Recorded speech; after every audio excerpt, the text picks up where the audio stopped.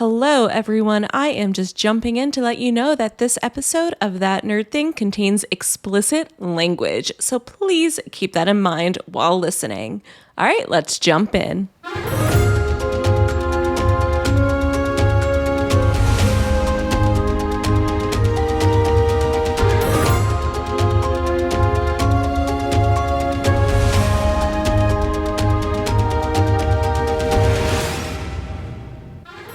Hello, and welcome to That Nerd Thing, where we uncover the magical impact that fandoms have on our lives. If you are listening on Spotify or Apple, definitely this is an episode to go check out on YouTube, because today I have a guest that I still can't believe actually said yes to being on the show. I'm so shocked.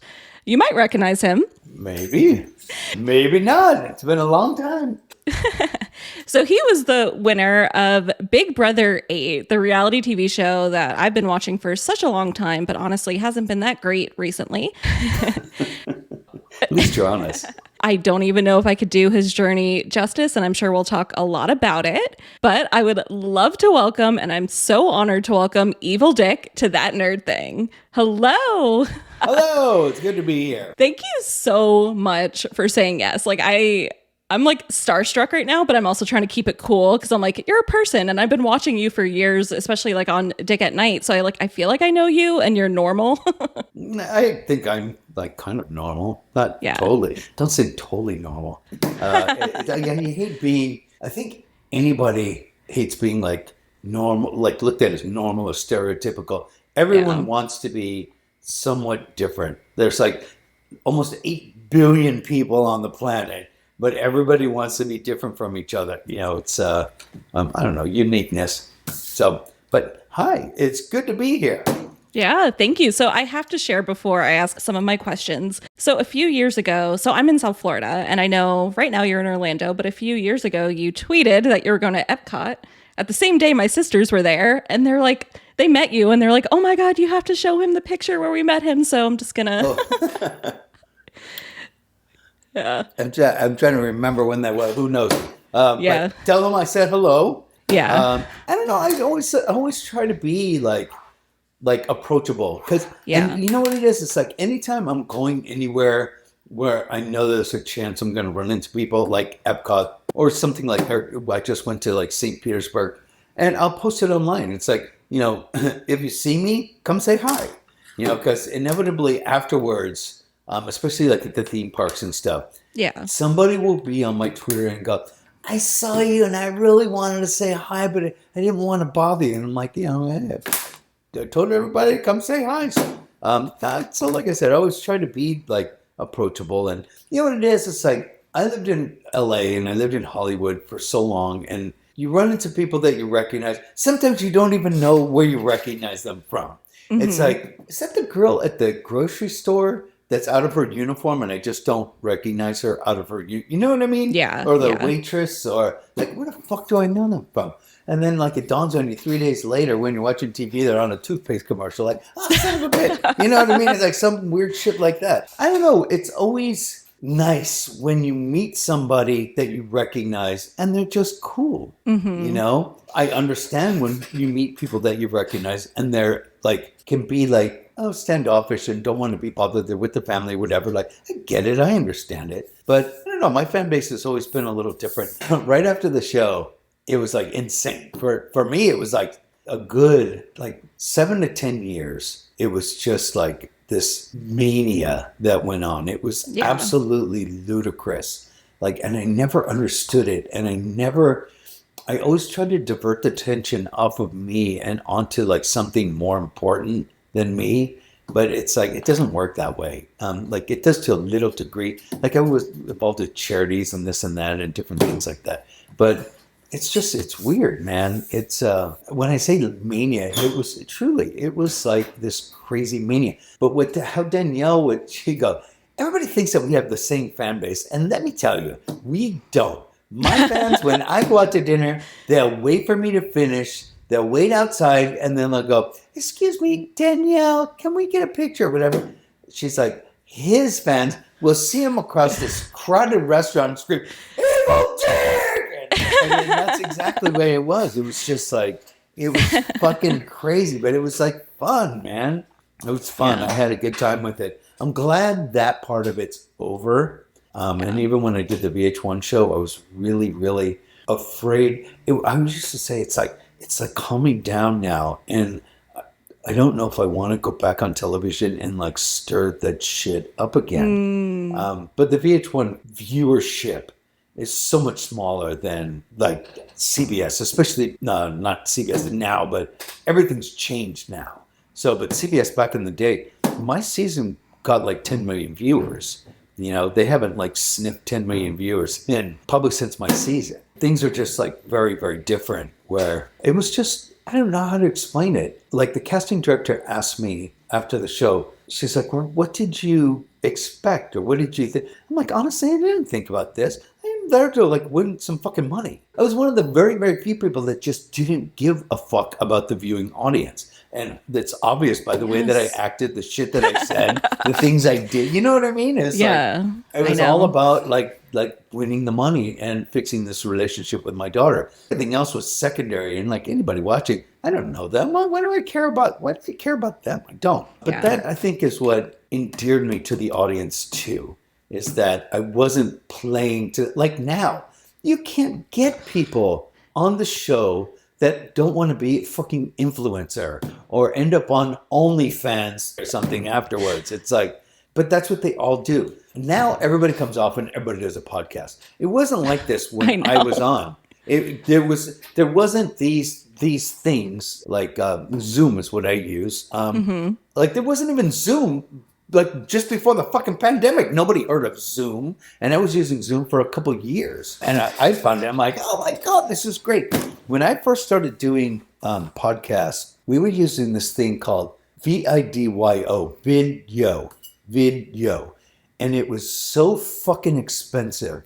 It was for like corporations and for doctors doing surgery, so they could broadcast to medical students in different classrooms and stuff. It was ridiculously expensive. It was, you had to download their program and each download was $25. And here I got these moronic reality stars. They're like, dude, like, I don't know what's going on, but I had to download that thing like 6 times. I'm like, motherfucker, it cost me like $150. You're not even worth 100. You're not even worth the 25. So it was like, and everything was like much slower too. You know, it was more pixelized, and you're talking about. I was on 17 years ago now. So you know, oh my god, wow. Yeah. It's so different now. I've always wanted to go on, but I was like, I'm a psychologist, and I was like, I know if I go on, the Big Brother fandom will do something to like make me lose my license. I cannot risk 100%. You know, I told them. I sat in the house, and people act like this is a new thing, that it only happens now. People will always go, oh, you could never, if that season on today, oh, you would be canceled. It's like, I got death threats. Someone sent an envelope to my mom's house saying, like, describing how they're going to kill me. I end up calling like the postmaster, and they called the FBI, and I was concerned because it was sent to my house. I'm like, bring it on, bitch. But like my mom's house, you know what I mean? It's like, we got a fucking problem. They got my mom's address. I was the one that people love to hate, you know? But this is the thing that like reality's missing now. Like it truly is. CBS is like all butthurt, and they don't like it because like these big villains, they get so much attention that they feel it takes away from the show. And Probst has even said, Probst said this, I stopped watching Survivor just because I hate Jeff Probst that much. I can't stand him. And I used to like Survivor more than Big Brother. Like there came a point where I liked Survivor more than Big Brother because I felt like it had more integrity than Big Brother had. And then that all like went out the window. The rigging on these shows is just ridiculous. It was funny because like when I was doing my Survivor podcast, let's use this as a box, my phone. Okay. And let's just pretend it's like a box and it opens up like a diamond ring or something, you know, except for it was like something that would tell this contestant, it was like a 1 in 6 shot, I forget, shot in the dark maybe. I don't know what the fuck they called it. but it was like a chance to stay, like a last resort thing that you did at tribal council if you think you're being voted out and you're like fucked. One of the people that watched my show put clips. They did it 4 times, and 2 times the person went positively and they won or whatever. You know, they got whatever it was, and 2 times they didn't. And each and every time when you hold a box, you hold it just like I'm holding it. Like if you were to like hold your phone or hold anything and to display it for someone else, this is how you display it. But Probst was like, when it was not the thing, he held it this way. But when it was the thing, he held it in a really awkward, strange manner that nobody living would hold it unless it was a fucking magician's trick box that had like a little something that you push somewhere in order to make like, oh look, yeah, oh look, nothing's there now, but oh look, it's a diamond ring, you know, like that kind of shit. And when they sent it to me, I put it on my show, and I'm like, this is the most rigged bullshit ever. And then they did other stuff, like they would send people, like whoever got booted over to Fuck You Island or whatever it was. You got to go over there with the losers now. You ever watch Survivor? You know what I'm talking about? A little bit, yeah. Okay, yeah. So he would send them over, like they'd have to spend the night, and they had a chance at like some kind of reward, and they had to like break these urns. It was just a little clay thing, but they had to break them in order. Like, I'm like, what? Wait a minute. What? Why would you do that? There's like 10 of them. You couldn't pick whichever one you want. You have to break them in order so the producers can put them in any fucking order that they want before the person gets there. It's just like, the show just became so stupid to me and just so rigged. And Big Brother's like not much different, trust me. I know. It's so disappointing. And it's gotten even worse. That whole thing, was it last year with Suri? Was Suri on last year or the year before? I think bad that season. Look, neither one of us can remember. I know. It's been so long since I've really, really enjoyed Big Brother. It's weird, and people like stick with it. I'm trying to remember the last season I really, really enjoyed. I enjoyed 20, which is the one with Tyler and Rockstar and Scotty and Angela and like all of those people. But the thing was, it's like, it was sad because the side of the house that everybody was rooting for was the stupidest people they could have ever put together. And they were just kept shooting themselves in the foot over and over and over. It was so ridiculously stupid. They had that, what was her name? Caitlin. Oh, yes, with the puzzle? Yes, with it was a 5-piece puzzle made for a 5-year-old. They gave her like a minute and a half to do it, and she couldn't do it. And like even Julie Chen's like, we had like 10 interns do it, and they got it done in 20 seconds. We thought she would get it done. She would do it for sure. When I saw that, I'm like, oh, thank God we're getting rid of this idiot. And then I saw the puzzle. I'm like, oh, what the fuck is this? They're just like, why even bother? Like, who's not going to be able to complete this? And I'm watching. I'm like, oh my God, she's a moron. Oh my God, she's really an idiot. I'm cheering. That was like unbelievable to me. But she screwed her whole alliance from the beginning by voting Swaggy out, who was in their alliance because she didn't like him or something. And then the whole game started shifting over to the other side. And then there was one point where, was it Otep? And Rockstar had Tyler beat. And Tyler was the person to beat. And they could have sent him home. And she ran and got her thing. And she's like, holding it up against. And he's like, she's and shows him. And he runs down, grabs the right one, and comes back and beats whoever it was. And then ends up winning the POV. And I'm sitting there going, these people are the stupidest people I've ever been in the house before. This is truly unbelievable.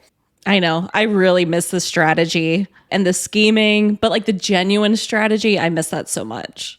You know what? The part of the problem, a little part of the problem is production's really, really lazy. They used to have the backyard and the house open like all the time.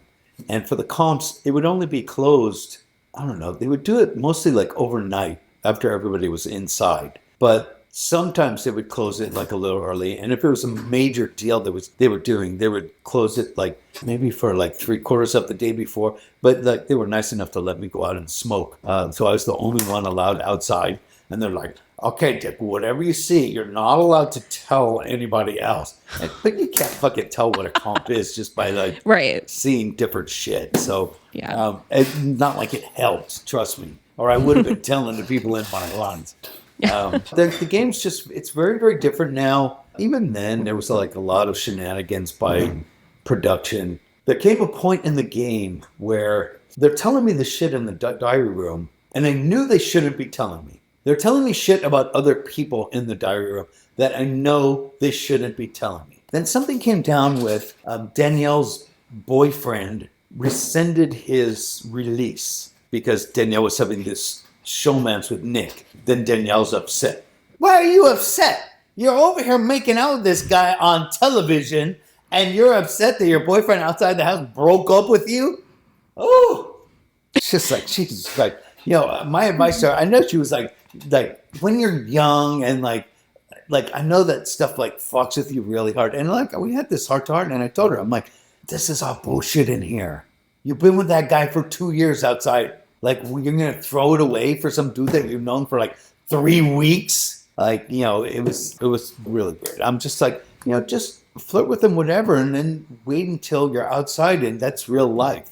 This isn't like real life in here, and it's not. Everything just seems very sped up because you're there with everybody 24 hours a day, like 7 days a week. There's no fucking break from anybody in the house. But when they told Danielle that she was like a mess, she's like crying and like making a big deal. And I think Nick just went home. So I'm like having to deal with this crap. And I'm just like, you know, like this isn't hard enough that I'm like having to deal with everybody else trying to get me out of the house. And now dealing with this broken relationship with my daughter. And now I got to deal with this crap with her boy stuff. I'm sitting here going, that was one of the reasons I wanted Nick out. It's like, it was too fucking complicated. I don't need all of this bullshit that's out of my control fucking with my game.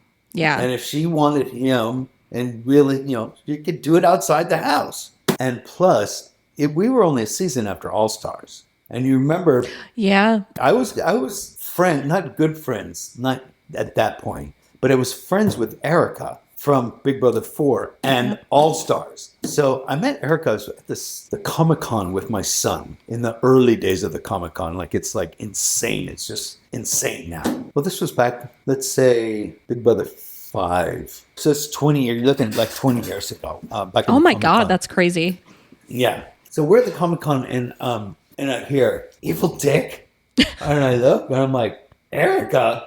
I'm like, how the fuck do you know me? She's like, oh, I'm in casting now, and I recognize you. I saw your videos because I was a finalist in season 5, and I think you should have been on the show. And da da da. And we exchanged it. She was dating Josh from Big Brother 2 at the time, and he wasn't as friendly as she was. He was nice. Don't get me wrong, but I don't know. Me and Erica kind of hit it off. We exchanged numbers and stuff, and we kept in touch after that. Where was I going with this story? How did Erica get in all this? I forget. Oh. So my stories just go sometimes. That's okay. I forget the people whole will point love of where it. I'm supposed to go.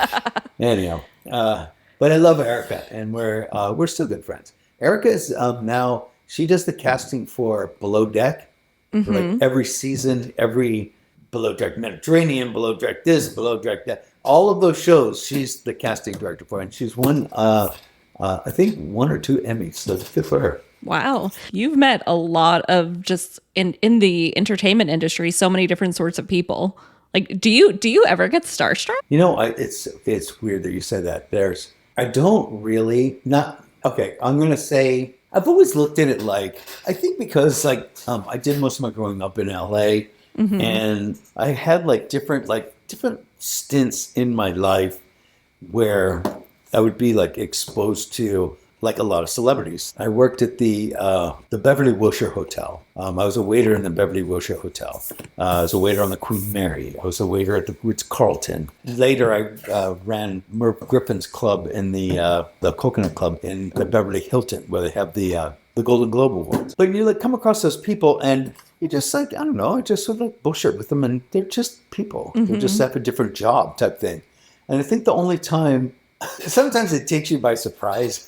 like weird shit happens, it takes you by surprise. I was out to dinner with a good friend of mine, this guy Sean. He had a cousin, Tamara. She was the assistant to, I don't know, she was one of those old school Hollywood gossip column people. I can't remember her name. But Tamara was like this assistant, and she was, I don't even know how you find a roommate like this. She rented a room from this guy, Derek Marlowe. Derek Marlowe was this English screenplay writer. And like he wrote all these movies and all this different stuff. And like he was like very famous. Like me or you would have no idea. But if you were in that business, like you would know. And I guess especially like if you're from the UK or like, that part of the world. When I was first dating Tamara, we all went out to dinner at the Mirabelle. It was on Sunset. Me and my roommate Yogi, when we were getting ready, James Bond was on like TV, right? Timothy Dalton was James Bond then.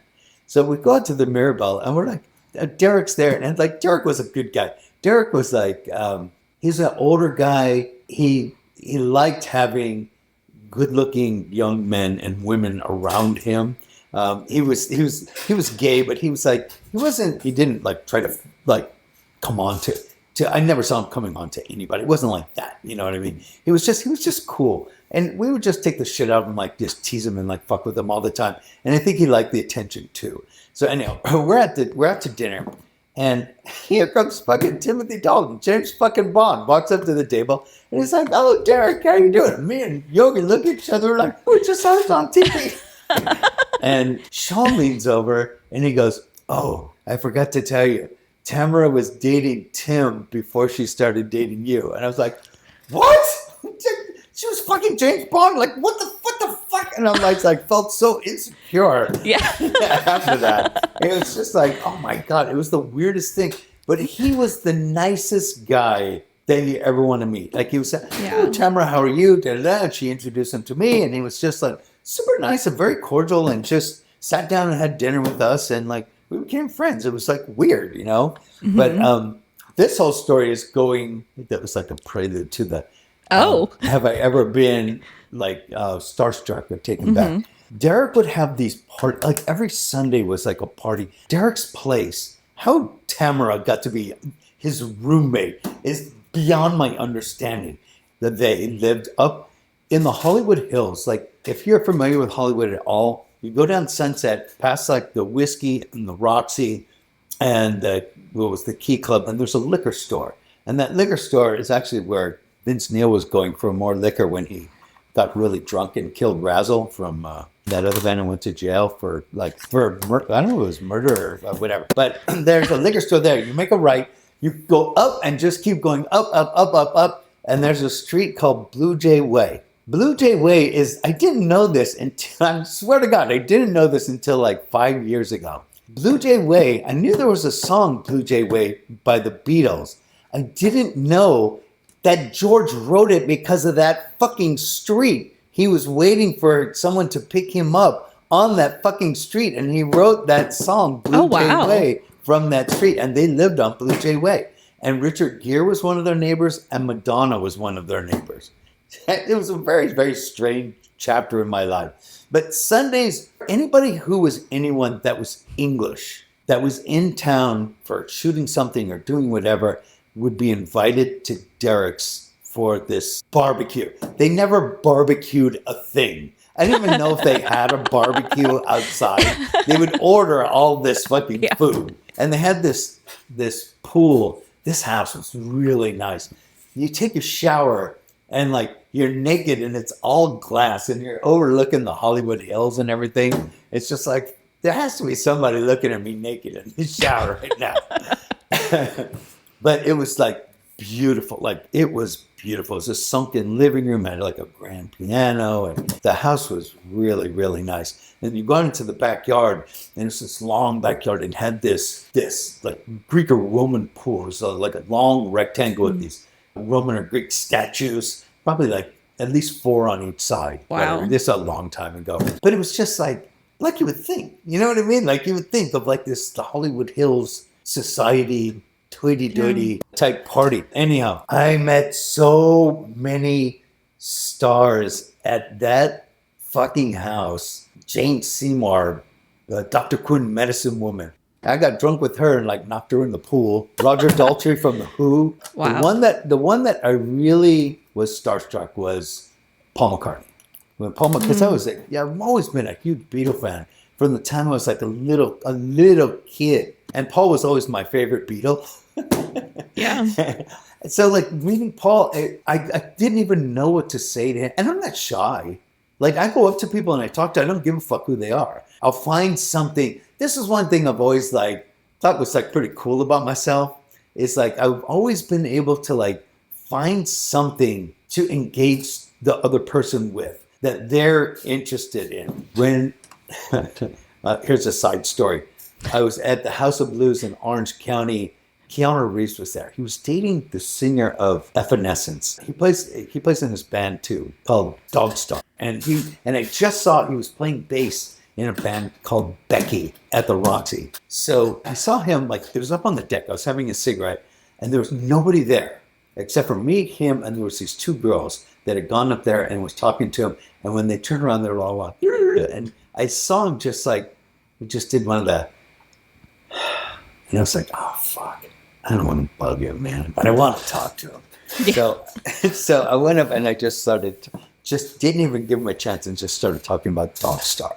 Because this guy's like, and this was when The Matrix was out, like in the middle of like, oh, wow. He was like fucking gigantic star at this point. And I'm sitting there going, he must just have this passion to play music if this is what he's doing in the middle of this hysteria that is going on in his life right now.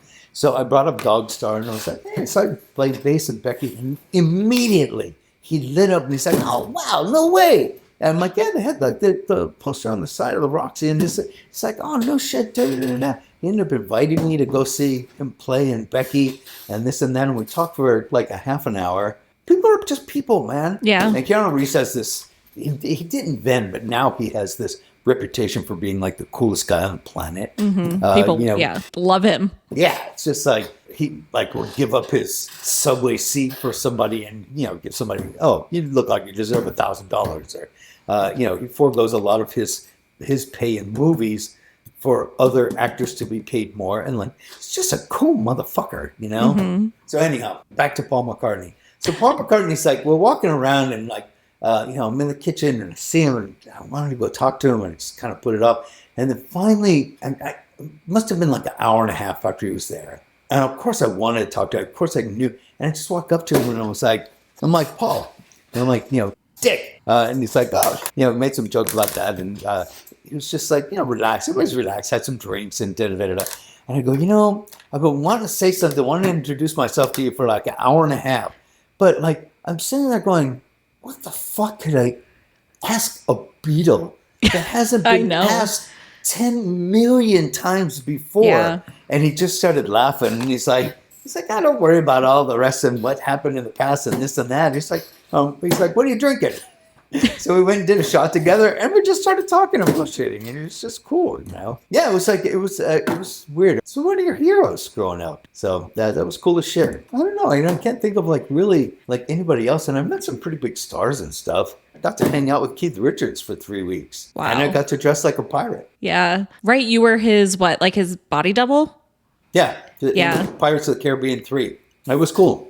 I was gone for the entire summer. This was 2006. It's 2000, so during All Stars. Mm-hmm. Okay. I was a finalist in season 5. I was a finalist in season 6. And people don't understand. It's complicated. It's long.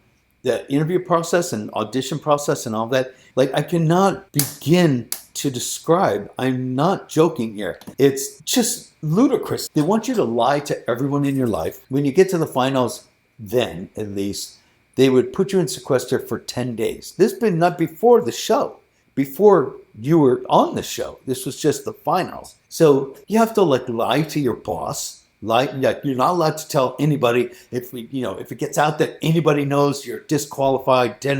Like they fucking like are constantly hammering it on you. So, and I don't like that shit anyway. I'm not like a big liar. You know why I'm not a big liar? Because I can't keep track of that shit. I know. I forget, and I tell the truth. And like, sorry. So I figure I've always learned at a young age, it's better to tell the truth. They don't like what I'm saying. Too bad.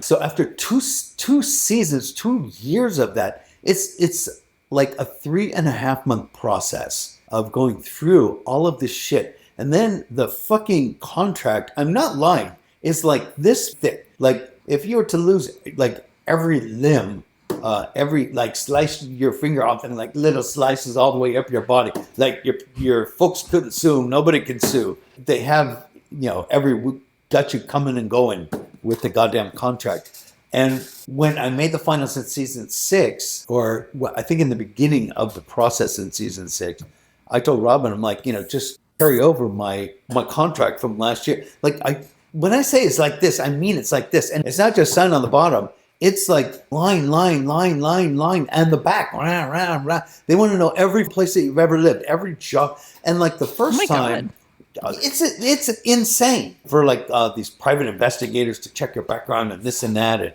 are there any naked pictures of you anywhere? Now they're like, oh, you got OnlyFans? Oh, okay. Oh, you only show your butthole? Okay, you're in. It's just like, it's so weird. But back then it was just like, oh, that'll disqualify. This is CBS, a family network. And all this kind of horse shit. It's really weird how stuff has changed. Oh, man, it was like such a fucking pain in the ass. And it was like season 5, I was like really trying to be as detailed as I could and like as, honest and fill out everything to the best of my ability. I ordered my credit checks to find out all the places I've lived and all the jobs I didn't fucking remember. Why the fuck am I going to remember that?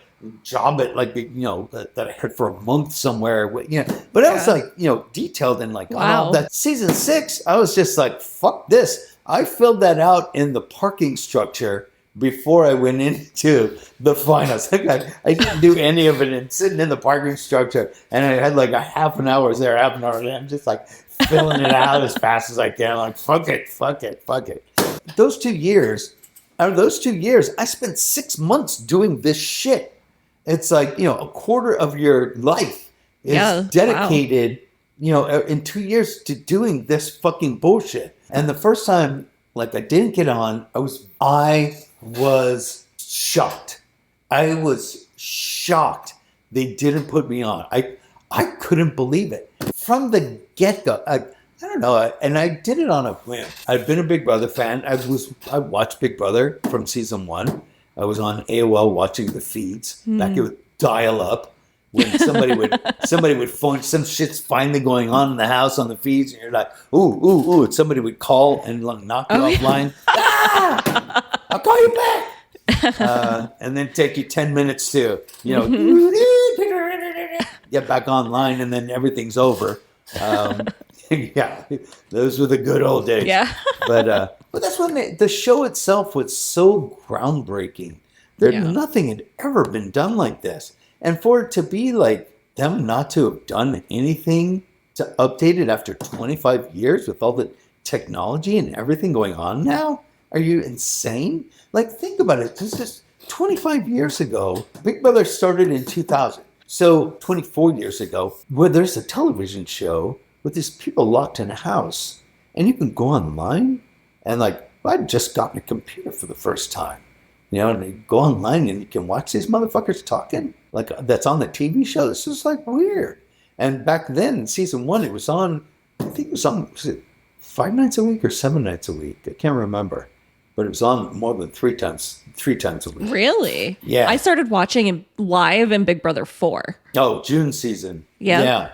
The early season, I'm not sure. I think they did it in season 2 with Dr. Drew to see how people are mentally handling being in the house, and like Dr. Drew's like giving his 2 cents. It was like really weird, like little segment, like once a week. They had him grow vegetables. They made a vegetable garden. Somebody brought their dog in. Was it a pug? I think it was a pug. And then they like released like 50 pugs into the backyard, and they had to find the one that was theirs. Oh my God. Yeah. Yeah, they did all kinds of weird shit. I want to hear some other things that you've been a fan of, because it seems like you've liked so many things. So like you said, the Beatles, you've been a fan of Big Brother. What else? I don't know. Right now it's probably, and most of my life, sports. Oh, okay. I've been a Jets fan since I'm a little kid. I read Joe Namath's autobiography in 4th grade, I think. And now I'm stuck being a fan of that shit-ass team. The LA Kings, I like hockey. Yeah. What else? Traveling. Traveling is my true passion. Like if I could make a living traveling, I wouldn't have a home.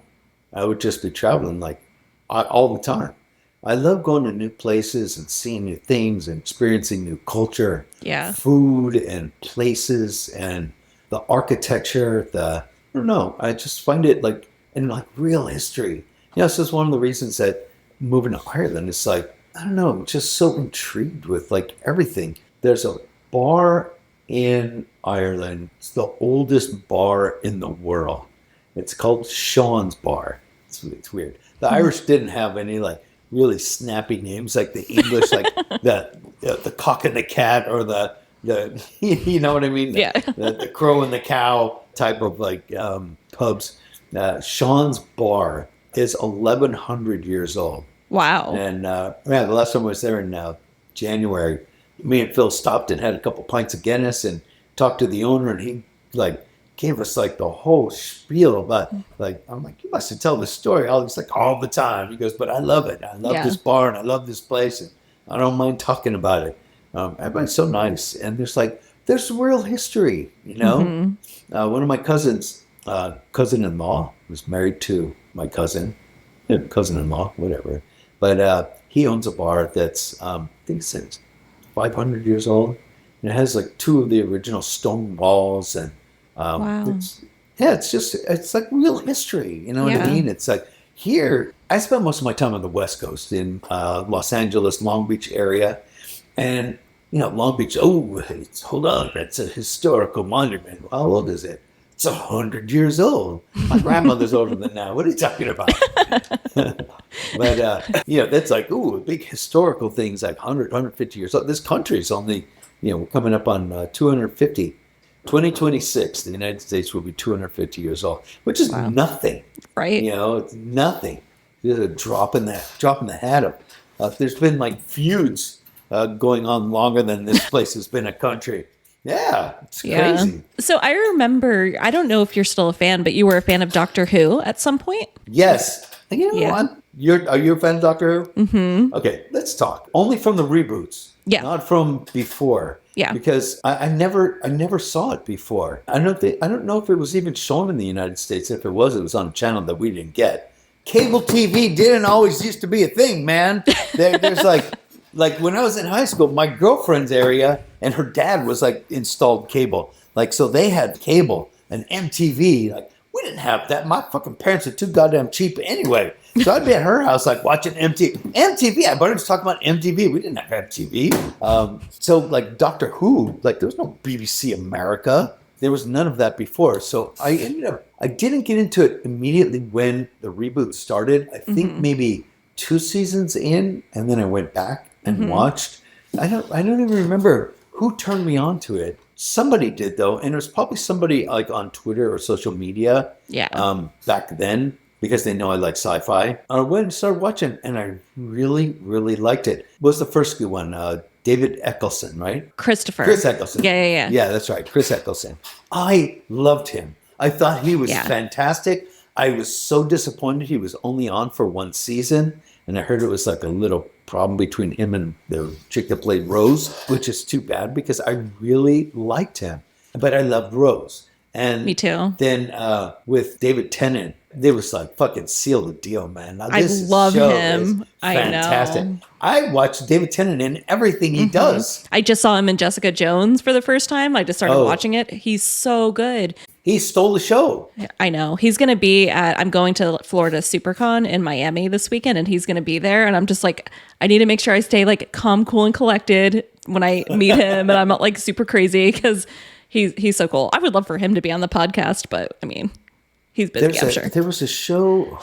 He's in it with Michael. Is it Good Omen? Good Omen. Yeah, yes. I haven't watched the second season yet, but I have it. And I'm like, what I wanted to do was, because there was like a long time between the first season and the second. So I wanted to rewatch the first before the second. But the first season was fucking phenomenal. I haven't seen that one. Okay, I'll have to watch that next. I know. My God. It was so different, man. What was that guy's name? Michael something. Michael Sheen? Yes. Yeah. Yes. Very good. Very good partnership here. They were friends from Doctor Who. Like he had a role in Doctor Who. I forget he was like the bad guy for like one of the seasons. It was like a season-long story. But they were great together. And they did this thing like during COVID too, where they were in like he's at his house, but they did this acting thing between the two of them. It was interesting. Jessica Jones, he was great in. He's been very, very good. And then when he was like leaving, it was like, oh man, I really like this guy. I was so disappointed. And then here comes Matt Smith. And it's just like, what was it? Fish fingers and curry or fish fingers? Oh, no, not curry. It was Custard. Custard. Yeah. Yeah, that first episode with Karen, what's her name? Karen Gillan. Sam Levine did a show with her. Yes. Yeah, Selfie. It was called Selfie. And he got her to hold up a sign that said, "Don't be a dick, Evel Dick." And I took a picture. Oh, that's amazing. She's done very well for herself afterwards. Yeah. I loved her. Yeah. Her and Rory and that whole thing with Tennant into her into Matt Smith. Matt Smith was great, man. I really, really liked Matt Smith a lot. And then I hated Peter Capaldi. So a lot of people are like, oh, I liked him. I hated him. And it was weird because the girl, Clara, what's her name? Clara. I loved her as Souffle Girl. Remember when she did that one episode as Souffle Girl? And then they brought her back as a companion. And I was like really excited because I loved her episode as Souffle Girl. That episode was fantastic and she was really good in it. But her with Matt Smith, it just, I don't know, it just didn't really like jive all that well. And like, I love Matt Smith, but I just thought I was disappointed in her. Yeah. And then when she was with Capaldi, I liked her character a lot more. I don't know what it was, but that last season with him, I thought her character, and she did a great job, and I really liked her again. But I never liked Capaldi. I just never liked him. And then I was excited for Jodie Whittaker because I'd watched Broadchurch. Did you watch Broadchurch? I did. Fantastic. Loved that. Such a good show. That was another David Tennant. Yep. So I was like, oh, she was great in that. Like, yeah, this would be great, having a woman do it, And it was horrible 3 years. And it was just like, so at this point, I'm like waiting through doctor after doctor to get to a good one. And this is 6 years. It's 3 years with Capaldi. It's 3 years with Jodie Whittaker. And I'm just like, I'm about done with the show. I'm going to just like, they got a new doctor. Shooty. I haven't watched it yet, but I saw he was in another show, Sex Education, and he was really good in it. Good things about him on that. Yeah. I've watched the whole season except for the finale. And I'll probably watch that tonight. And I watched the episode 7. They cut that down too. Like the episodes used to be a lot more. There's only 8 episodes. And I feel like with him, I'm watching like High School Musical or something. There's all these music numbers and singing and dancing and like all this shit. And I don't know. I feel like, and now it's with Disney. Disney's producing it or whatever. And I feel like they're trying to make it like for their fan base. They're not an old dude like me. You know what I mean? And it's just like, I don't know. So I watched it, but I'm not crazy about it. I think that it hit its peak with the first 3 seasons. with Chris Eccleston, David Tennant, and Matt Smith. And Matt Smith is fucking kicking ass. He's done fantastic in everything. Did you watch him in The Crown? No, but I know he's in what, House of Dragon? Everybody's Yes. loving him. Yeah. He was great in the first season of House of Dragon. I'm waiting to watch the second season to binge watch it. Because there's so many weird names and so many different storylines I forget. And Yeah. like all that, like some of my friends are like, oh, but so-and-so and so-and-so and so-and-so. I'm like, who? I need to see a picture. Like, I need to see who they are. Yeah. Because they all have weird names too, you know. But he's been great in everything. And let me tell you, when he played, who was the queen that just died? I'm not spacing out. Elizabeth? Her husband. Who was her husband? Philip, Philip. right? Oh, yeah, Right? he played Philip, and he was really good. He was really good. He's just a very, very good actor. I really like Matt Smith. So he's another one. You know, David Tennant, I became a fan because of Doctor Who, but I stuck with him because I like him as an actor, you know. And Matt Smith, the same kind of thing. I loved him in Doctor Who, and I stuck with him because I really think he's just a very good actor. I don't know. I feel like the show just like really went down after that. And I don't know anybody that likes the Jodie Whittaker 3 years. Like nobody. All the writers left and this and that. And the writing was just terrible. And it's too bad because, you know, it's so weird because I would say something online and, you know, someone would say, oh, just because you're a misogynist. It's like, no, it's because the writing is terrible and these shows are awful. They used to be like, it was fun and like whimsical. You know what I mean? Whimsical. Yeah, that's a good word. It's like, you know, that whole thing with David Tennant and Rose and Martha, you know, and she's one that I really liked. And I started watching, how was the name of, there's a hospital show, New Amsterdam. And she was in that. She had a big role in that. And I really like her as an actress. And she was only a companion for 1 year. She's been on longer. Yeah. Then we had Donna, Catherine Tate. I like Donna. You know, I loved Donna's her. like an underrated. And they did that little, brought David Tennant and Donna back for like 2 episodes or something before they ended it off, which I found that was fun. That was fun too. It was like, I don't know. I enjoyed it. It was like good seeing him as the Doctor again. Yes, I know. I've never stuck with the show so long. Star Trek is another one. Who was I talking to? Oh, my friend Killian.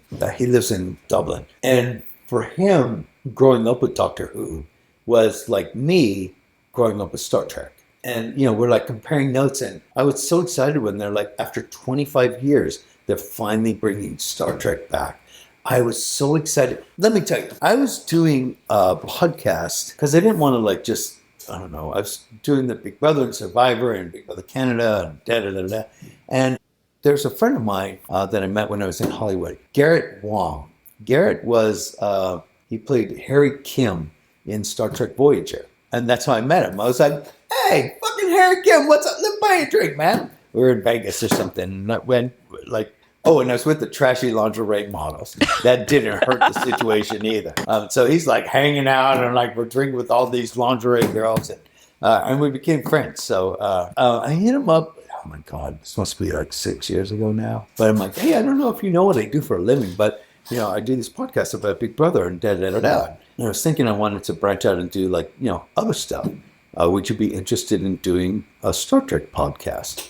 Or we could do like a sci-fi podcast. And he got, what am I spacing out on his real name? He played Nog in Deep Space Nine, Aaron Eisenberg. And so it was Garrett and Aaron and me doing this podcast. I think we did it for like a year and it just didn't really go anywhere. But that's how big of a Star Trek fan I was, you know? Yeah, I never watched Star Trek. I've seen like a couple of the movies, but I never got into the TV show. Oh, really? Yeah. You know, I was always like the old school Star Trek. I grew up watching that with my dad when I was like in grade school.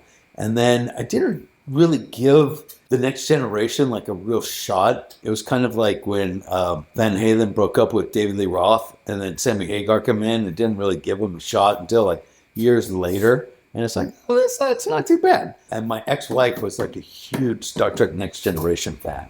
So we got together when I was living in Cyprus. It was weird. On English TV, it's like there was such a huge show in England that it's playing like 24 hours a day on some channel there, like all the fucking time. So we were staying at these older people's homes that we met when I was living in Cyprus. And People there are very nice and genuine. When they say like, come stay with us for a fortnight, for like 14 nights for a fortnight, they like genuinely mean it. Now, Wow. like living in California, people will go, hey, let's have lunch. And they're full of shit. You know what I mean? It's just something to say.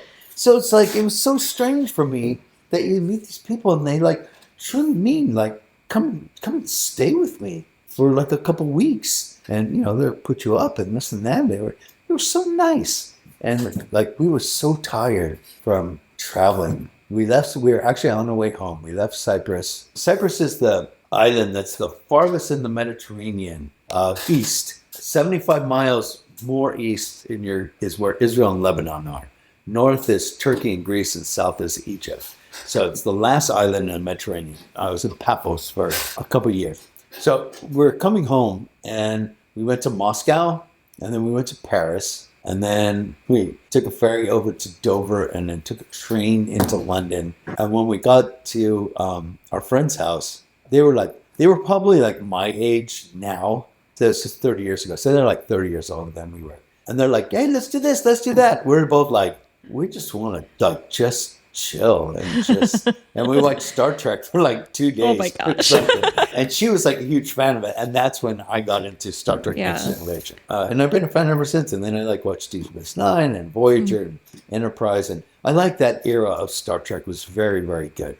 This new latest era of Star Trek is so bad it's like literally unwatchable. With Discovery only lasted 5 seasons. Like all the other Star Trek had last like 7 years before they move on to a different show. It was just like it was weird because I was calling it at the time. I feel like this is just like this huge money grab. It's really weird, man. It's like, instead of like playing the long game and you focus on one show and you run it for, 7 seasons and start another one, maybe in its 6th season. So you get these people crossing over to the next one and you get that. And then, you plan the shit out and you could have like something going for 20 years instead of, but here they are and they put Star Trek Discovery out. They put Strange New Worlds out. There was a cartoon on Nickelodeon. I forget the name of it. So they had like 2 cartoons and 2 like live action. And Discovery's done, and I don't know what that scared the shit out of me. Was that fireworks? Yeah, I thought it was somebody banging on my roof. Yeah, that was loud. Wow. Yeah, loud. I got goosebumps. It was like right here. Oh, jeez. I wasn't expecting that. Like, these people here are crazy. And we're back. Awesome. So you're really great at not caring what people think. If you could give people advice on how to like embody that, what would you say? Like even in the house, I used to tell, and I could never understand why some of the shit that I said to people would get so deep under their skin and upset them so much. It's like, who am I to you? I don't know. It's, if I don't respect you, why should I give a fuck about your opinion? You know what I mean? If like, I don't know, the only people I'm going to like care about what they think of me are the people that I respect. So a stranger, the whole thing of like reality television, and I say this especially, has anybody revealed as much of their private life as I have on reality television? Like seriously, this whole relationship with my daughter, me going public with the fact that I'm HIV positive on another television show, it's a bit of like a big deal, in my life. But I don't know, one of the reasons with the whole HIV thing was I never like kept secrets, or I don't like the fact that if anyone could find out, they would have something over my head. And if I'm the first one to just say, hey, this is it, nobody can do that. Yeah. So I don't know. My advice on not giving a shit what people say is like, if you took this is where I was going with this. Everybody has, can look at you in this microscope of reality television and like, pass their judgment on you. But if I had the opportunity to look in their life, I'll bet you're more fucked up than I am. Really? So, like, why do I give a shit what you have to say about me? You know what I mean? Yeah. So, I don't know. It's like, I don't know. Just pay attention to the people who love you and care about you and that you respect, and, their opinion actually holds weight with you. Why do you give a fuck about what some stranger, especially online, social media, is going to say about you? Who fucking cares? Who fucking cares? Like, I'm going to always make people happy? Are you kidding me? You know, I went through all the bullshit in season 5 and didn't make the show. I went through all that bullshit again in season 6, and this time with Danielle. They brought Danielle in, my secret partner, and didn't make the show. And so season 7, it was funny because I kept like waiting for them to like call me to like come back because I knew they liked me. And I had a feeling that they wanted me on the show. And I told you before, I was like literally shocked that they didn't put me on 5. And when they didn't put me on 6, I was more pissed off that, you know, you put me through all this fucking bullshit like 2 fucking years in a row. Are you joking me? Like who do you think you are? You know what I mean? I have a life. You know, you've now taken like 7 months out of the last 2 years of my life. So come season 7, when they didn't get a call, them letting me know in the audition, oh, we want you back or whatever, like nothing. And I went on the website, the CBS website, to see, you know, where the open casting, and there was nothing. And I wrote Robin Cass was the casting director at the time. And I wrote her and I said, I'm such an asshole. I said, either it's an All-Stars or the show's canceled. But either way, I'm not a happy motherfucker. Hugs and kisses, Evel Dick. And I left and I went to Ireland for like the entire summer. So I didn't watch All Stars because I was gone. When I did watch All Stars was when they called me in to audition for season 8. And I talked to one of the executive producers. You know them. Like by now, of 3 years, I know everybody that's involved with the show. I asked Allison, I'm like, you know, hey, I didn't get to watch that. I was gone to Ireland. Can you give me a copy? And she's like, I'm like, you're the head of the show. Don't tell me you don't have a copy, you know. So she gave me like a copy, and that's how I watched it. Oh, this going back to Nick and Danielle. So I had just watched All Stars before season 8, going in the house, and I watched what Boogie did to Erica, my friend Erica, in the house, calling her his romance and all this other crap that he pulled. I was just like, yeah, I don't care if I can, you know, dress him or not. Nick's got to go. Yeah, I'm not taking a chance with any of this crap. Bye, I'll see you later. Yeah. So, yeah. I loved Janelle. Janelle I ran into during the casting process of season 6. You see other people, but you're not allowed to talk to anybody. They try to keep you from even seeing people. But there was one time when I was in the offices of CBS, and they tell me, go down here and go into the room on the right. And I go in the room on the right, and there's like a whole table full of like these women. They're like, not that room, not that room. And I looked around, and Janelle was sitting at the table. And I saw her another couple times. You know, let me tell you, what was really weird for me too was even after season 5, I'm watching the feeds, and I hear, I think it was Nokomis and somebody, I don't remember who else.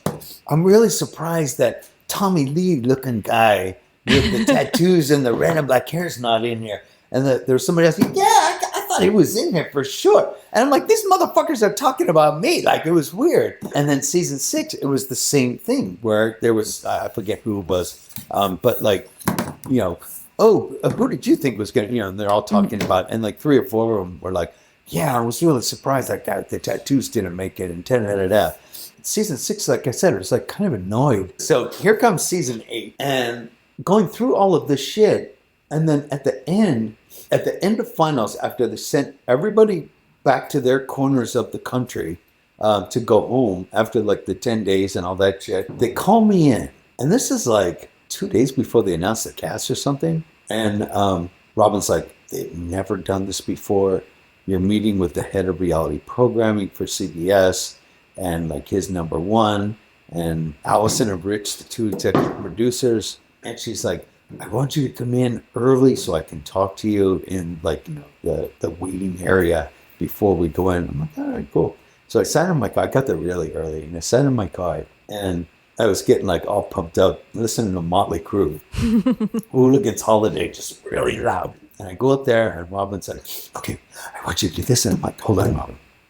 I'm like, if I do everything you say and I don't make the show, I know that this is it. But, I already told them that I'm not doing it again. This is the third year of doing this shit. I told, like, my the first day of doing, like, a camera interview or whatever for season 8, I told them, I go, this is it. And she goes, third time's the charm. I go, or 3 strikes and you're out. I go, I am not going through all this shit again. So either put me on the show or fuck off and lose my number. I'm like, I mean it. I go, this is too much. It's too much to go through. Yeah. I'd like to be on the show and this and that, but I'm not going to do this again. So anyhow, back to Robin. I told her, I'm like, if I do everything you say and I don't get on the show, this is like what will become regret. And I don't do regret in my life. So I'm like, just let me do it. I go, I'll handle it. She goes, what are you going to do? I go, I'm just going to kind of take over the meeting. And she's like, what? I go, and I started talking about, he asked me like one question and I just kind of went off and I go, I said something about, what do you think about the cast last season? I look at Robin, I'm like, sorry, but I'll be honest with you. I go, I didn't think it was all that good, to be honest with you. During this process of this season, somebody asked me about last season's cast, season 6 cast, not last season. And I had to go online and look, because I don't remember like half of these fucking people. Everybody remembers like, Janelle and Kaser and like Howie, and after that, like it starts slowing down. Who else was, you know what I mean? Yeah. It's like you have to start thinking about it. And it's like, there was a lot of people that were like totally not memorable whatsoever. And I like pointed all that shit out. And I go, and the season like wasn't even that good. Like, you had a lot of fighting and stuff, but it wasn't even that good until, I don't know what did it, but like, it was like the Rocky bell.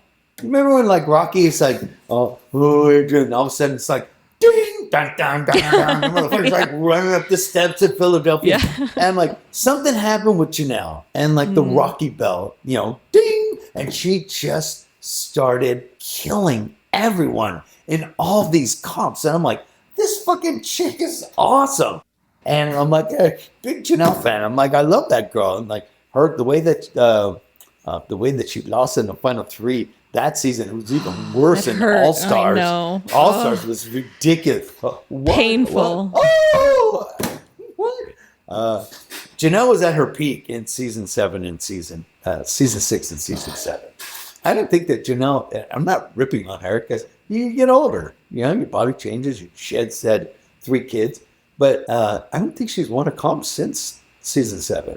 And she killed it in season 6 and season 6 and season 7. She was unfucking stoppable. Yeah. She was truly unstoppable. And then my daughter, the next season, like she walked in there and tied Janelle's record for POV wins. And I remember being in the diary room going, thank God she's in my lights, man. She's fucking kicking ass. Janelle was fun to watch, man. And she had that little flirt man's going on with Dr. Will. And him and Boogie were just hilarious during All Stars with the diary rooms and this and that. I think what it was in All Stars was Will felt like he would be eliminated really early. So they had an agreement between the two to split whatever they want.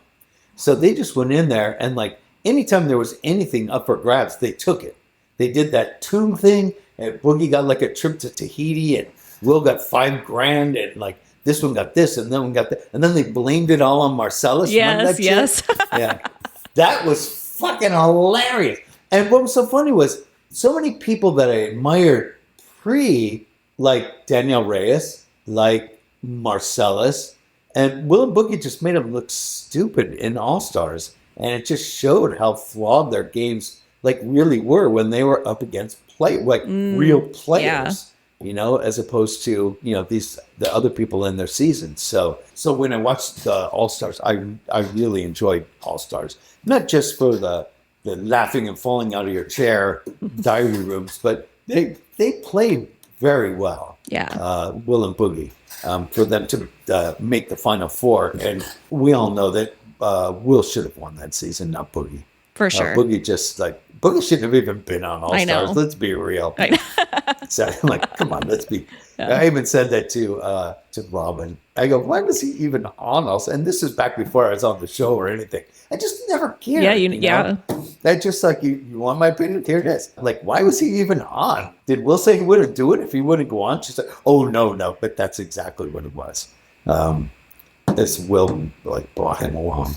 So, yeah. So is there anything else just about your journey or anything that you're a fan of that you want to share? Oh, geez, I think we covered like so much. My next adventure is starting next month. Where I'm moving to Ireland, so it's a big deal. Sold my house.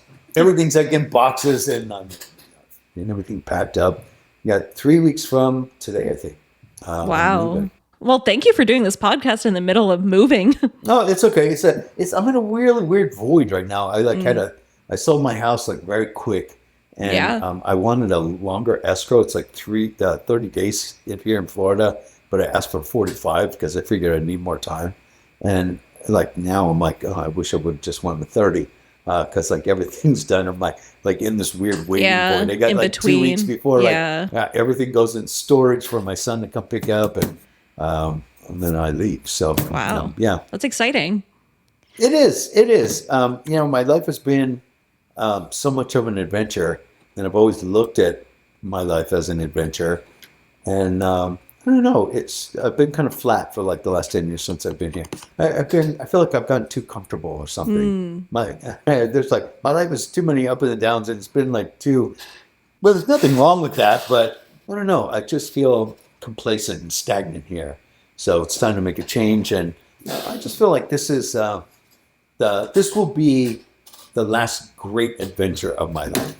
Wow. I figure I got another 15 years left here. So my parents both died at 70. I'm 61.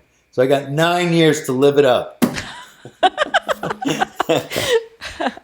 So, and you're going to be doing Dick at Night this year? Yeah, absolutely. I'll be doing Dick at Night, at least for the next couple of years. I get tempted to like stop, but especially with the move, it's having the regular income. Moving to a new country, and definitely lose. So yeah. Oh, did I bring up? Oh no, I did. How I went to my first Big Brother audition was I had a date in Hollywood. I was living in Long Beach, and without traffic, Long Beach to Hollywood is about an hour. With traffic, it could be 2.5. Oh my God. Oh, LA traffic is obscene. So I'm trying to decide if I want to leave early and 1 o'clock. My dinner date was probably like 6 or something like that on Friday. Such an idiot. It's like a learning experience. So I was deciding if I was going to go up early and go to Melrose and do some shopping and hanging out and people watching and shit, or if I would just wait and just sit in traffic. That's my choices. And I had CBS on the television. I don't have any idea what I could possibly be watching in the middle of the afternoon on CBS, except for Judge Judy or People's Court. And during the commercial, it's like auditions for Big Brother 5 today up at Television City, in Los Angeles, blah, blah, blah. And I look and I'm like, hey, I can go kill some time doing that. Wow. So that's what I did. That's crazy. And I went up there, and there was a massive line of people, and they were holding everyone in the audience for what The Price is Right is. But the line was so long, and I was toward the back of the line. I was not last, but I was within 20 or 30 people of being last. There was a lot of people. So finally, you go in and you're sitting, and then you're waiting for them to call your name. And at least I have a seat now, and I'm inside in Price is Right audience. And they call me, and I'm watching all these people go up for hours. And they call me, and I go running down, and I'm like, Evel Dick, you're the next contestant on The Price is Right. Woo! And I'm like, I always wanted to do that. I'm like, how the fuck did nobody else do that? And everybody's just rolling. All the production people, everybody in the audience is left there. Everybody's cracking up. It was really weird. There was a cameraman, and then there was a girl, she's probably just an intern or something, casting intern, that had some papers, and she's just asking me questions. And it was weird. The first question, I was looking at her, then I looked to the camera, and I got really kind of I don't know, nervous, uptight, very aware of the camera. And I felt myself tensing up, and I'm like, you know what? Fuck that guy. Fuck the camera. Focus on her. And I did. And that was that was it. It was no big deal. And I just started saying some off the cuff fucking shit. I don't know what I said, but both the cameraman and her, they were just laughing their ass off, like laughing. And I'm just like going with it and just like they're laughing and laughing. So I knew like 100% that I was going to get a call back. There was like no doubt in my mind. And when they called me, they're like, oh, and you made it to the next round and da-da-da-da. I'm like, oh, right on. They're like, you don't sound excited. I'm like, oh, I knew I made it. And they're like, how did you know? Did somebody tell you? Oh, my God. No. I'm like, you read the room. Like, they're cracking up. Like, they're rolling. I'm like, oh, how could you not put me to the next round? Yeah. So, yeah, it was, and like, I don't know, throughout the whole thing, you come across like the executive producers and this and that. And I would just see them. And I wasn't like a kid, so I'm not intimidated by these people. I was like their age, if not maybe like a little bit older. Anna Shapiro was older than I am. But Allison's probably, let's see, she's got to be close to my age. Mm-hmm. So I'm not intimidated by any of these people. If I get on the show, I get on the show. If I don't, I don't. I didn't. Yeah. It's not the end of the world. I didn't really give a shit. I went there on a whim. You know what I mean? So I'm in the elevator. I did like some kind of psych test or all kinds of tests that they give you. And I did like one of the tests, and I was going back up to my room, and you have a handler with you, and I'm in the elevator, and Grodner and Anna Shapiro are in the elevator, and I turn around, I look at them, I'm like, I'm really sorry, and I turn back around, they're like, oh, for what? The door's open, and I rip the biggest fart. And I step out and I turn back around and the doors are closed. I'm like, sorry for that. Oh I don't know. I just didn't give a fuck. I was just there to have a good time. It's just like I said, if I made it, I made it. If I didn't, I didn't. Yeah. My thing wasn't about being on television. I don't know. So when it dragged out for like 3 seasons, like to get on the show, I was like, by season 8, that's when I'm like, put me on the show or seriously, fuck off. My patience had run out. Mm-hmm. I didn't know what else they wanted. And, either you want me or you don't. And so this is it. And I made it very, very clear to everyone that, like, this was it. I'm not going to be, like, there in the wings for you. And like I said, most of those people were, like, young. To this day, I'm still the oldest person that's ever won that game. Yeah. At 44. And, it's even funnier is people will ask my son, oh, why don't you go on? Your sister's been on. Your dad's been on. Why don't you go on? And I look at him, and I was like, like if you went on, you would be like the old guy now. And he's going to be 39 in 3 days. So he'll be my age in 5 years. Like, how fucked up is that? Wow. That's how much time has gone. That's crazy. Wow. Yeah. I know time is wild. Danielle turned 21 in the house, and she'll be 38 next month. Wow. I know. Tell me about it. I can't believe I have kids that are almost 40. So, did I answer your question? Yeah. Yes. Thank you again so much for being here. Do you have like any social media links, or I'll share the link to Dick at Night so that people can check that out. I highly recommend that. Dick at Night is it's on Patreon now. So it's just patreon.com Dick at Night. And Twitter, was it x.com? x.com/Evel Dick, EVELDICK. And then Facebook, the same thing. It's facebook.com/EVELDICK. Not hard to find. Don't go for any of those fake motherfuckers. There's a lot of, it's so weird. Why would you go to the trouble to make a fake Evel Dick page on social media?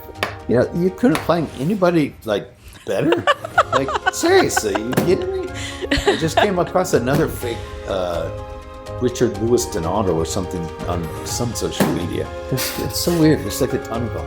Yeah. People really need to get a life. I'll be sure to share the correct links. Yeah. So yeah. Thank you again so much. And thank you everybody for listening. You can email me at thatnerdthingpod@gmail.com. And you can also follow the show on Instagram and TikTok at thatnerdthingpod. And Evel Dick, I still can't believe you were on the show. Thank you so much. This is so cool. Make sure you send me the link once it goes up and I'll put it out on my social media. Awesome. Thank you so much. This seriously, you're amazing. It's been a pleasure talking to you. Thank you. All right, everybody. I will see you next time. Have a good night.